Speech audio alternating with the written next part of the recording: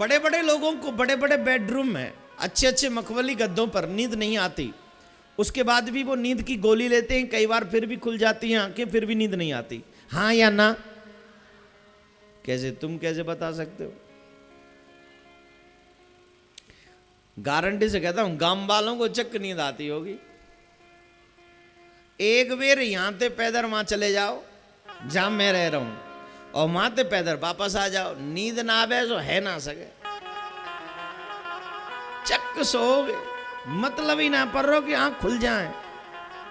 उस समय आंख खुलेंगी जब लाइट जाती है सुबह कितने बजे? नहीं, जल्दी जाती है, एग्जैक्ट खोल देता है उस समय, तो मतलब ही नहीं। फिर वो जो यहाँ के अंगरक्षक है ना, वो छोटे छोटे अंगरक्षक मोटे मोटे, वो आक्रमण करते हैं लाइट के जाते ही।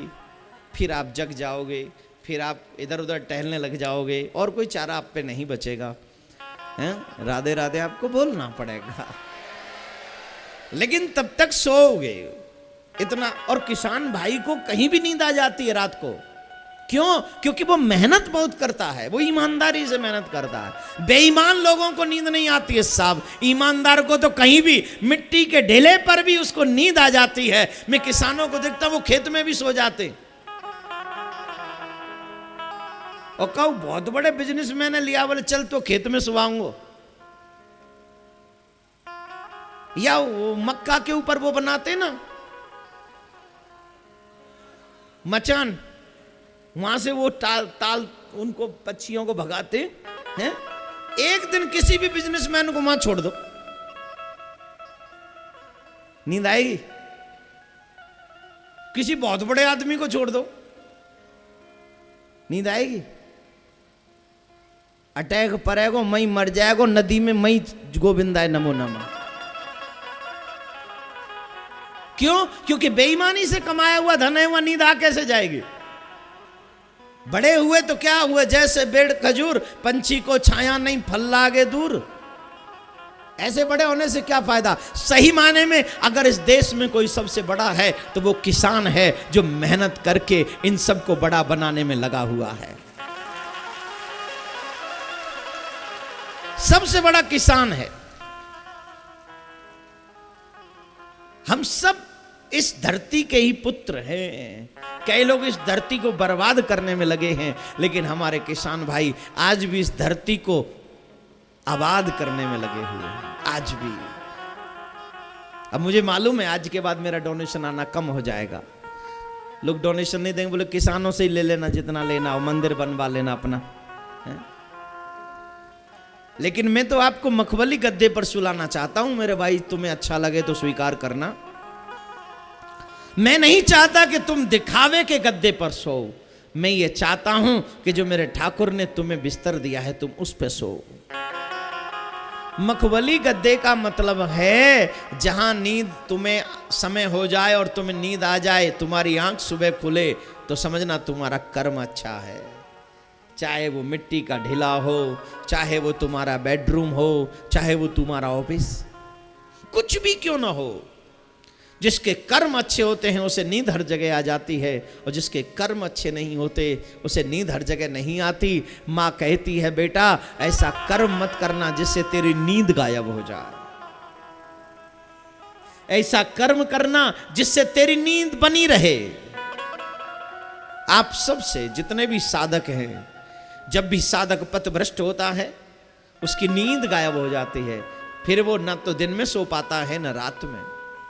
लेकिन जब साधक सही दिशा में जा रहा होता है तो सही समय पर सोता है, सही समय पे जगता है और सही समय पे साधना करता है। माँ की इन तीनों बातों को सुनकर आज गोपीचंद सही माने में योगी बन गए, और उस योग की दीक्षा को लेकर अपनी माँ को बार बार प्रणाम किया और गोरखनाथ जी के आश्रम में वापस चले गए। ऐसा होना चाहिए साधक, ऐसी होनी चाहिए साधना। राधे राधे बोलेंगे।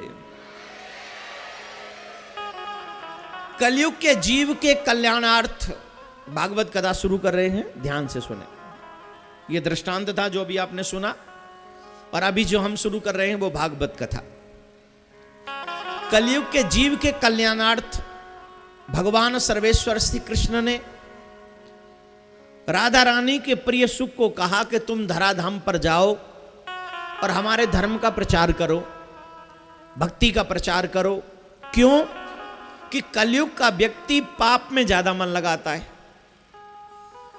और जब जीव का मन पाप में ज्यादा लगता है तो कर्म भी पाप के ही करता है। फिर बोले फल भी बुराई पाता है। फिर बोले फिर उसे बुरी बुरी योनि में जाना पड़ता है, बहुत बुरी योनि में जाना पड़ता है, कष्ट उठाना पड़ता है। अभी तो हम मानव बनकर आए, अगली बार मानव बनेंगे, गारंटी है? कभी भी मांस भक्षण नहीं करना चाहिए, कभी भी मदिरापान नहीं करना चाहिए, कभी भी ऐसा कर्म मत करो जिसको जब तुम्हारे साथ व्यवहार हो तो तुम्हें बुरा लगे। बहुत बुरी बात है। हमारे कर्म हमको पुनरपि जन्नम पुनरपि मरणम पुनरपि जननी जठरे शयनम बार बार मां के गर्भ में पहुंचाते हैं। सिर्फ हमारे कर्म। जिस वक्त बेटे का जन्म होता है ना, दुनिया बैंड बाजे बजवाती है, लेकिन वो बेटा रोता है। वो रोता है याद करके उस परमपिता को, हे परमपिता ऐसी कृपा करना कि मैं इस दुनिया में जो तूने भेजा हूं, नरक में जो भेजा हूं, ऐसा कर्म करके आऊं जब मेरा दोबारा कोई जन्म ना हो। लेकिन दुनिया वाले बैंड बजा रहे, ढोल बजा रहे, वाह जी वाह, लाल हो गया, लाल हो गया, लाल हो गया, बजा ले डाल हो गया, और बजा ले लाल हो गया। लाल लाल कहते कहते अंत में कहा ये लाल नहीं मेरा काल हो गया। मुझसे हिस्सा मांगता है, मेरी बुढ़ापे में सेवा नहीं करता है, मुझसे कहता है ये तो पापी है। तो जीव बुरे कर्म करके बुरे योनि में भटक रहा है। इसलिए तुम जाओ, जब जीव भागवत सुनेगा उसका कर्म सुंदर हो जाएगा, और जब उसका कर्म सुंदर हो जाएगा तो फिर उसकी सदगति हो जाएगी, वो सद्मार्ग पर चलेगा। ठीक है, सुख आ रहे थे, मार्ग में कैलाश पर्वत पे कथा की चर्चा चल रही थी। कैलाश पर्वत पे कौन रहते हैं? जोर से बोलिए, और जोर से बोलिए,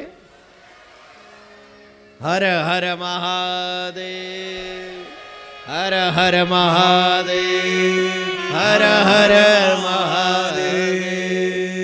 बाबा भोलेनाथ मां पार्वती के साथ कैलाश पर्वत पे रहते हैं। एक दिन ऐसी चर्चा चल रही थी, मां ने पूछ लिया तो बाबा ने कहा मैंने अमर कथा सुनी है। बाबा बोले देवी अमर कथा सुनने का बड़ा फल है। तो मां ने कहा बाबा ये अमर कथा हमें भी सुना दो। बाबा बोले देवी इस कथा को हर कोई नहीं सुन सकता, इस कथा को हर एक प्राणी को नहीं सुनाया जा सकता। इस कथा को सुनने के लिए पूर्व जन्मों के संयोग बहुत जरूरी हैं। कोट जन्म समुत्थेन पुण्य लेवतु लभ्यते। जिसके करोड़ों जन्मों के पुण्य एकत्रित हो जाएं वो व्यक्ति भागवत कथा सुनने का अधिकारी होता है। आप जो यहाँ आए हो ये आप अपनी वजह से नहीं, अपनी इच्छा की वजह से नहीं, आपके पूर्व जन्म के जो सुकृत थे उन्होंने आपको प्रेरित किया, और आप कथा पंडाल में आकर उन पुण्यों की वजह से बैठे हैं। और शुक्रिया अदा करो उन पुण्यों का जिन्होंने हमें अधिकारी बना दिया भगवान की कथा सुनने का। बोलो राधे राधे। करोड़ों जन्मों के, वैसे इतने लोग रहते हैं इस गांव में हैं? इतने लोग हैं गांव में? नहीं है साहब, गांव में इतने लोग नहीं, बड़ी बड़ी दूर से आए हैं। मैं देख रहा हूं गाड़ी पे गाड़ी चली आ रही है। ये कौन है? ये वो प्रेमी हैं जिनके पूर्व जन्म के करोड़ जन्मों के पुण्य एकत्रित हुए, और वो चाहते हैं कि इस मिथिला की भूमि पर भगवान श्री कृष्ण की कथा पंडाल में ही बैठकर सुनी जाए। ये वो परम भक्त हैं ठाकुर जी के, जो बड़ी दूर दूर से चल के, कोई खाई में से निकल के बड़ी बड़ी दूर दूर से आ रहे हैं साहब, बहुत दूर से। लेकिन वो धन्य हैं जो यहाँ कथा पंडाल में बैठे हैं, वो सब भाग्यशाली हैं। बाबा बोले देवी हर प्राणी को कथा नहीं सुनाई जा सकती, इसलिए जाओ कैलाश पर्वत पे देख के आओ, कोई और तो नहीं है। मां गई, मां ने कहा कोई नहीं बाबा कथा सुनाओ। कोई नहीं था, लेकिन वहां सुख विकलित अंडे के रूप में थे। और वो कथा सुनते गए और वो कथा सुनाते गए। लेकिन हुआ क्या, बीच में उनको नींद आ गई। जोर से बोले राधे राधे।